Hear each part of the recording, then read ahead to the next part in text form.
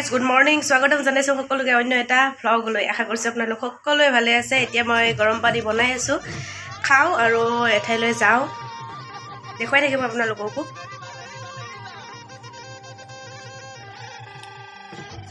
এতিয়া মই গৈ আছোঁ বাইদেউজনীৰ ঘৰত তাৰমানে ছোৱালীজনী স্কুলত কিবা প্ৰগ্ৰাম আছে তাকে উলিয়াই দিবলৈ আহিছোঁ একো নাই খালি মেখেলা চাদৰ পিন্ধাই দিব লাগে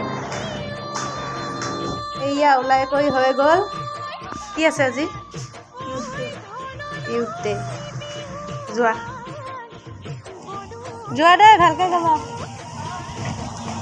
এতিয়া সময় 1 বাজি গৈছে মই দুপৰীয়াৰ আহাৰ যোগাৰ কৰি আছোঁ আৰু এটা আজি স্পেচিয়েল ৰেচিপি বনাম আপোনালোকৰ লগত শ্বেয়াৰ কৰিম বহুতে খায়ে মই চিম্পুলকৈ বনাম ভেদাইলতাৰ জোল সেইটো আপোনালোকৰ লগত শ্বেয়াৰ কৰিম এতিয়া মই বনাই আছোঁ এতিয়া মই কি ৰেডি কৰিছোঁ আপোনালোকক দেখুৱাই আছোঁ ৰ'ব প্ৰথমতে মই এইখিনি লৈছোঁ ভেদাইলতা আৰু নৰসিংহ মিক্সি জাৰত পিচি লৈছোঁ আৰু ইয়াতে মই কেইটামান জলকীয়াও দিছোঁ আপোনালোকে জলকীয়া কমকৈ খালে কমকৈ দি ল'ব আৰু তাৰপিছত মই এয়া 2টা আলু ভাতত দিছোঁ ভাতত দি মানে এতিয়া পিটিকা কৰি থৈ দিছোঁ সেইখিনি মই ইয়াতে ব্যৱহাৰ কৰিম তাৰপিছত মই এয়া 4 পিচ মাছ ফ্ৰাই কৰি লৈছোঁ মাছ ফ্ৰাই কৰা সকলোৱে জানেই সেইকাৰণে মই দেখুওৱা নাই মই ৰেডি কৰি লৈছোঁ এয়া জিৰা মানে গোটা জিৰা পিচি লৈছোঁ আৰু এয়া আদা নহৰু আৰু এয়া সৰু এটা পিঁয়াজ আৰু এটা জলকীয়া যিহেতুকে মই তাতে দিছিলোঁৱে সেইকাৰণে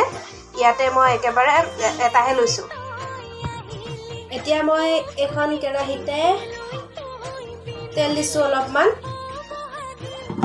এখন বেঙেনা ফ্ৰাই কৰা কেৰাহী আছিল সেইখন কেৰাহীতে অলপমান তেল আছিল তাতে মই এতিয়া অকণমান তেল দিছোঁ তেলখিনি গৰম হোৱাৰ পিছত মই দি দিছোঁ তেজপাত এখিলা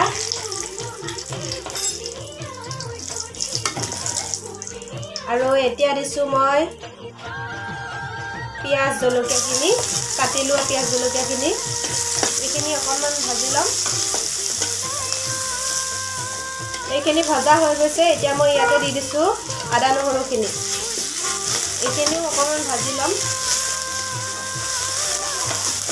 এইখিনি মোৰ ভাজা হৈ গৈছে এতিয়া মই ইয়াতে দি দিছোঁ জিৰাখিনি পিচি লোৱা জিৰাখিনি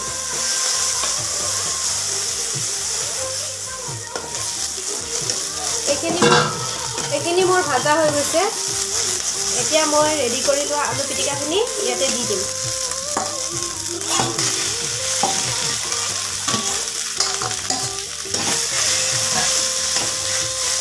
আলুখিনি দি ধুনীয়াকৈ লৰাই দিম অলপ এনেকৈ লৰাই ল'ম তাৰপিছত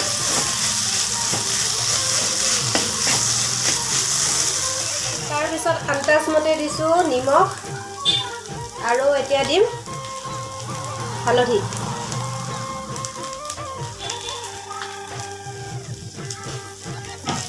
এইখিনি দি এনেকৈ অলপ ভালদৰে লৰাই ল'ম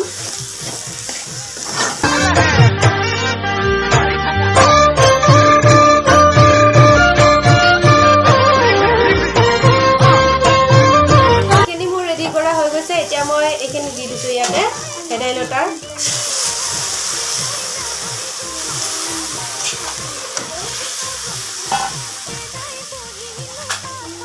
এইখিনি দি ধুনীয়াকৈ আলুখিনি মিক্স কৰি দিম আলুখিনি ইয়াৰ লগত ধুনীয়াকৈ মিক্স কৰি দি দিছোঁ এতিয়া 10-15 মিনিটমান উতলিবলৈ দিম ঢাকি দিম আৰু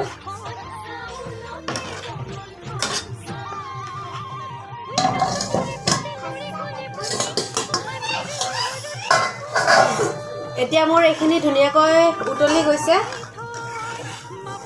এয়া মাছ দিব হৈছে আৰু মই এতিয়া মাছখিনি ইয়াতে দি দিম আমাৰ যিহেতুকে 4টা মানুহ সেইকাৰণে 4 পিচ মাছ দিছোঁ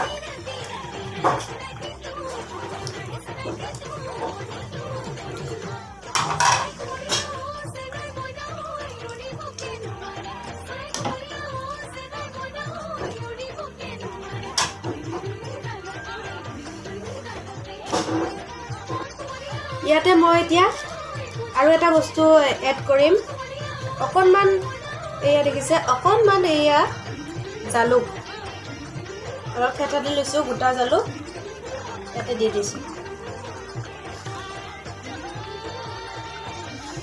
এতিয়া এইখিনি উতলাৰ পিছত হৈ গ'ল আৰু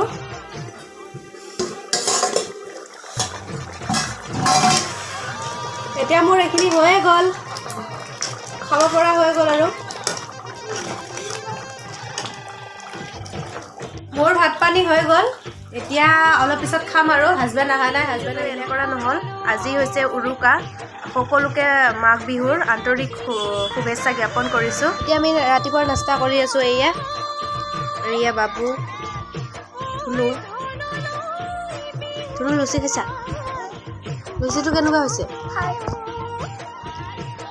আমি এতিয়া নাস্তাখিনি কৰি লওঁ, আপোনালোকে চাই থাকিব ভিডিঅ'টো শেষলৈকে, আৰু শেষত জনাবলৈ নাপাহৰিব আপোনালোকৰ মন্তব্য। আৰু পুনৰবাৰ মাঘ বিহুৰ আন্তৰিক শুভেচ্ছা জ্ঞাপন কৰিছোঁ। সকলোৰে জীৱনটো ভোগালীৰ ভোগেৰে উপচি পৰক, এয়ে কামনা কৰিছোঁ।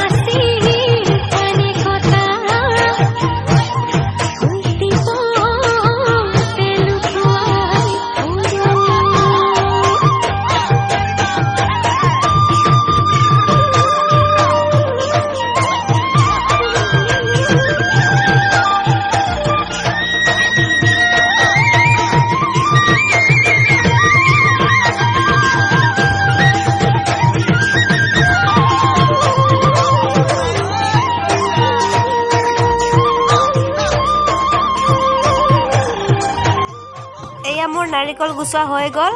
এইটো এটা আগতে গুচাই থৈ দিছোঁ, আৰু নাৰিকলকেইটা চাওক না কিমান ডাঙৰ। এইটো অলপ সৰু, এইটো ডাঙৰ আছে, একদম বহুত ডাঙৰ। আৰু চাওঁ ভিতৰত কি হয়। এতিয়া সময় 9টা বাজিছে। মই এয়া পিঠাগুড়ি খুন্দিলোঁ, পিঠাগুড়িখিনি খুন্দি উঠিলোঁ জাষ্ট, আৰু সিফালে বনাই আছোঁ ভাতৰ যোগাৰ কৰি আছোঁ।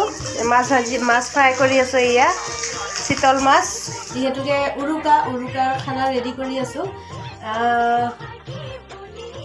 আপোনালোকক পুনৰবাৰ ভোগালী বিহুৰ আন্তৰিক শুভেচ্ছা জ্ঞাপন কৰিছোঁ। আৰু আজিৰ ভিডিঅ'টো ইমানতে সামৰণি মাৰিলোঁ। যদি ভিডিঅ'টো চাই ভাল পালে তেনেহ'লে like, comment, share and subscribe সকলো কৰি দিব, আৰু লগতে থকা বেলটো টিপি অল কৰি দিব, যাতে আহিবলগীয়া ভিডিঅ'সমূহ আপোনালোকে আগতীয়াকৈ পায়। আজিলৈ আহোঁ, ভিডিঅ'টো চোৱাৰ বাবে বহুত বহুত ধন্যবাদ। পুনৰ এটা অন্য ভিডিঅ'ত লগ পাম। Bye bye.